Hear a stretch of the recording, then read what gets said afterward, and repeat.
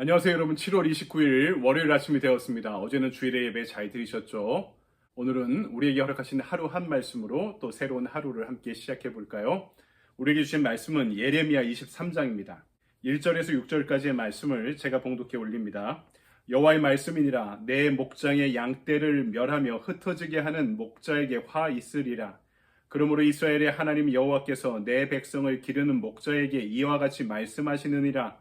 너희가 내 양떼를 흩으며 그것을 몰아내고 돌보지 아니하였도다. 보라, 내가 너희의 악행 때문에 너희에게 보응하리라. 여호와의 말씀이니라. 내가 내 양떼의 남은 것을 그 몰려갔던 모든 지방에서 모아 다시 우리로 돌아오게 하리니 그들의 생육이 번성할 것이며 내가 그들을 기르는 목자들을 그들 위에 세우리니 그들이 다시는 두려워하거나 놀라거나 잃어버리지 아니하리라.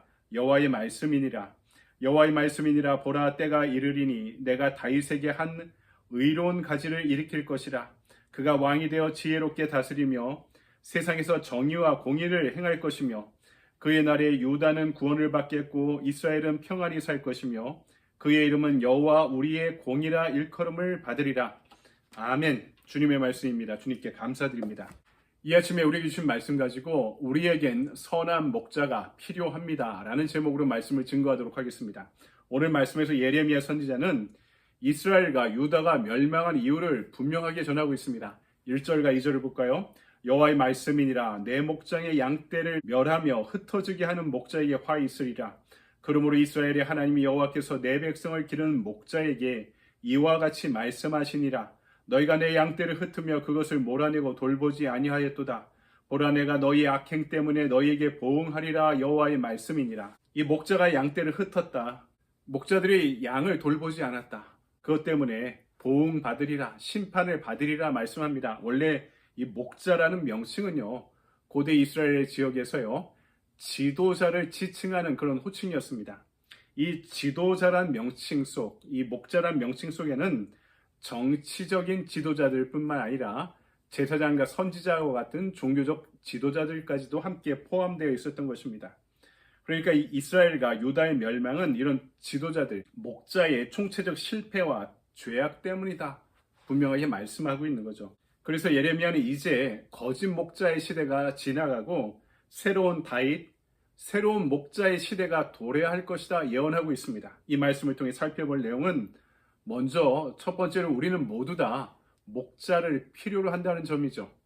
여러분, 인간의 스스로의 문제를 풀 수 없습니다. 특별히 죽음의 문제, 죄의 문제는 인간 스스로가 해결하지 못합니다. 인생의 많은 문제를 내가 해결 못한다는 거죠.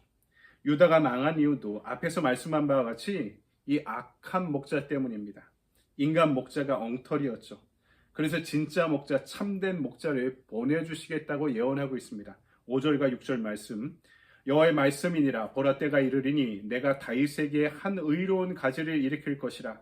그가 왕이 되어 지혜롭게 다스리며 세상에서 정의와 공의를 행할 것이며 그의 날에 유다는 구원을 받겠고 이스라엘은 평안히 살 것이며 그의 이름은 여호와 우리의 공이라 일컬음을 받으리라. 아멘. 새로운 왕과 새로운 목자가 도래할 것이다. 그리스도를 이야기하는 거죠. 여러분, 우리가 방향을 잃지 않는 방법은 그리스도를 바라보고 따라가는 것밖에 없습니다. 요한복음 14장 6절에 그래서 내가 곧 길이요 진리요 생명이니 나로 말미암지 않고는 아버지께로 올 자가 없느니라. 분명히 말씀하죠. 예수를 바라볼 때 방향을 잃지 않습니다.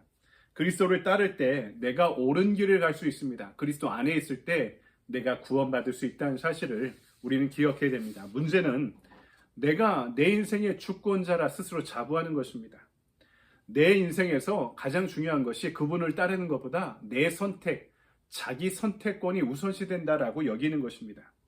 여러분, 중세가 무너지고 근대가 시작됐던 기준이 여기에 있습니다. 인간의 자유성, 인간의 자기 선택권이 중요하다는 신화가 있었기 때문이죠. 하지만 인간을 향한 한없이 낙관적인 신화가 언제 무너지게 됩니까? 제1차, 2차 세계대전 가운데 인간의 자유주의, 인간의 자기 선택권을 통한 이상적인 사회의 설립이라는 인간의 비전과 인간 자체에 대한 긍정이 얼마나 터무니없는 사실이었음을 발견하게 되는 것이죠. 아무리 이성적이고 아무리 큰 사상을 품고 있다 해도 그 기저에는 인간의 욕망이 숨겨져 있었던 것입니다. 다른 사람을 대량 학살하는 방법으로 인간들은 결국 그 욕망을 충족시키고자 했던 것이죠. 그러니까 역사의 몰락은 자기 자신의 주체성과 자기 선택권을 우상화시킨 결과임을 우리는 역사를 통해 경험해 왔던 것입니다. 그래서 우리는 목자 없이 살아갈 수 없는 존재, 바로 양 같은 존재가 바로 나 자신임을 깨닫고 인정하는 것으로부터 우리의 신앙이 출발하는 것입니다. 이것을 누구보다 잘 알고 있던 사람이 다윗이었죠. 다윗의 시편 23편의 고백은 그 어떤 사상과 철학의 한계를 극복할 수 있는 인간의 위대한 인간론, 그리고 세계론, 그리고 역사론을 담고 있습니다. 그 시편은 어떻게 시작합니까? 여호와는 나의 목자시니 내게 부족함이 없으리로다 라는 고백으로 시작하죠. 이 고백이, 여러분, 이 세계관이 자신의 인생과 역사에 대한 이 성찰이 바로 오늘 우리의 고백과 성찰이 되길 소망합니다. 우리는 목자 없이 살아갈 수 없는 양과 같은 존재라는 것을 받아들이고 인정하는 것이죠. 두 번째, 그렇다면 누가 거짓된 목자입니까? 그들 때문에 이스라엘이, 유다가 멸망했다고 하는데 오늘 이 지도자들, 목자의 죄악이 무엇이라고 예레미야는 전하고 있습니까? 이것은 구약 성경에 제시하는 아주 매우 중요한 기준을 여기서 말씀하고 있습니다. 누가 참된 예언자이고 거짓 예언자인가, 참된 목자이고 거짓된 목자인가를 가름하는 아주 중요한 두 가지 기준을 얘기하는데요. 먼저는 거짓 선지자의 예언은 말씀이 아니라 자신의 마음에서 비롯됐다 이야기하죠. 우리가 읽지 않았지만 16절을 볼까요? 너에게 예언하는 선지자들의 말을 듣지 말라. 그들은 너에게 헛된 것을 가르치나니 그들이 말한 묵시는 자기 마음으로 말미암은 것이요 여호와 입에서 나온 것이 아니니라. 아멘. 거짓 선지자의 예언이 하나님의 입에서, 하나님에서 말씀에서 나온 게 아니라 그들의 마음에서 비롯됐다 이렇게 이야기하죠. 제가 신학교에 들어가니까 구약 주석 방법론, 신약 주석 방법론 이래서 구약과 신약의 원문을 통해, 원전을 통해 성경을 해석하는 방법을 계속해서 배우게 되는데요. 그 첫 번째 시간에 제가 교수님으로부터 배운 내용은 주석과 사석의 차이입니다. 뭘 주석이라고 그러고 뭘 사석이라고 하는가? 주석은요, 성경이 그대로 말하게 하는 것입니다. 사석은 내가 하고 싶은 주장을 성경을 인용하고 이용해서 이야기하려고 하는 것입니다. 주석은 성서 저자의 의도를 밝히려고 하는 것이고, 사석은 내 의도를 그 안에 숨기는 것입니다. 사석은 내 욕망과 내 이상과 내 신념과 내 교리가, 나의 세계관이 성경 말씀보다 앞설 때 생기는 것입니다. 그러니까 내 마음이 말씀보다 앞설 때 생기는 게 사석이라는 것이죠. 잘못된 주석이라는 것입니다. 오늘 거짓 예언자들의 예언도 하나님의 말씀에서 비롯된 것이 아니라 그들의 마음에서 비롯되었다. 그것이 거짓 목자, 거짓 선지자의 기준이다라고 이야기하는 거죠. 또 하나는 거짓 선지자와 참 선지자, 거짓 목자와 참 목자를 구분하는 기준은 그 메시지에 있습니다. 17절도 볼까요? 항상 그들이 나를 멸시하는 자에게 이르기를 너희가 평안하리라 여호와의 말씀이니라 하며, 또 자기 마음이 완악한 대로 행하는 모든 사람에게 이르기를 재앙이 너에게 임하지 아니하리라 하였느니라. 거짓 예언자들은 항상 평안하라, 평안하라, 심판이 임하지 않을 것이다 이렇게 예언하고 있다는 거죠.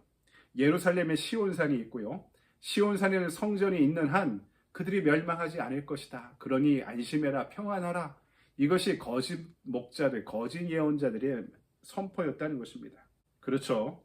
그들은 자신이 우상을 섬기면서도 하나님을 인질로 성전에 가두어 놓은 겁니다.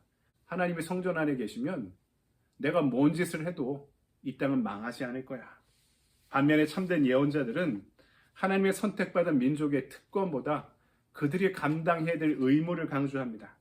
그리고 죄악 앞에 삶을 돌이키는 전인적인 회개 없이 축복도 없을 것이다 라고 경고하고 있습니다. 그래서 왕들은 어떻게 됩니까? 고아와 과부를 돌보고 억울한 일을 방조하는 그런 정치를 하지 말라라고 경고하고 있고, 제사장과 예언자들에 대해서는 자신의 욕망이 아니라 하나님의 영광 앞에 서야 됨을 강조하고 있었던 것입니다.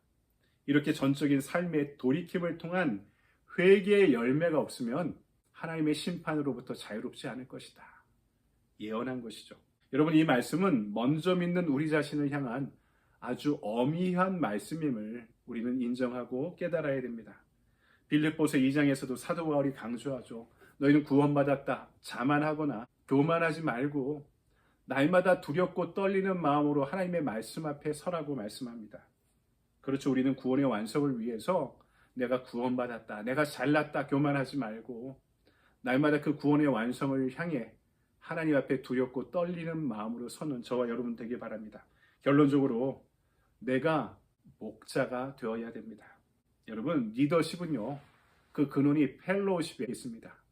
내가 예수를 따르는 제자가 될 때 누군가를 그 제자의 길로 인도할 수 있다는 것입니다.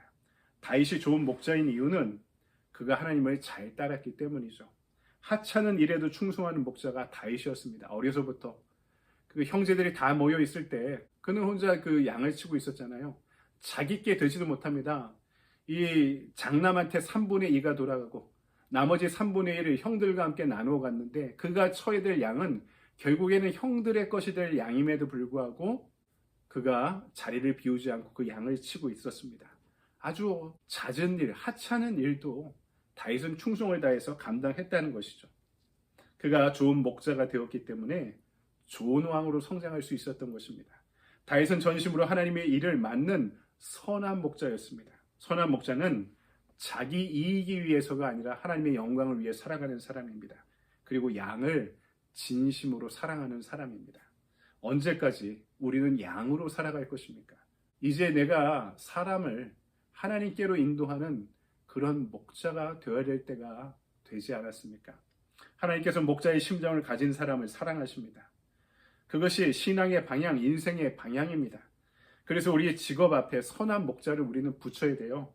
선한 목자인 노동자, 선한 목자인 선생님, 선한 목자인 변호사, 선한 목자인 의사, 선한 목자인 사업가, 기업인, 선한 목자인 자영업자, 선한 목자인 아버지, 선한 목자인 어머니, 저와 같은 목사는 선한 목자와 같은 목사가 되어야 하는 것이죠. 여러분, 목자의 심정을 가져야 됩니다. 이를 위해 선한 목자이시는 그리스도를 믿고 따라야 됩니다. 그분이 길과 진리와 생명이시기 때문에 그것이 먼저입니다. 그래서 오늘도 선한 목자이신 그리스도를 바라볼 때 우리의 방향을 잃지 않고 그분을 따라가는 가운데 우리의 인생의 대로가 되고 결국에는 그분을 닮아가는 선한 목자로 우리도 성장할 수 있는 저와 여러분의 하루가 되기를 소망합니다. 아멘. 적용의 질문입니다. 길이요 진리요 생명이신 그리스도를 나의 목자로 섬기고 따르기 위해 오늘 나는 무엇을 실천하겠습니까?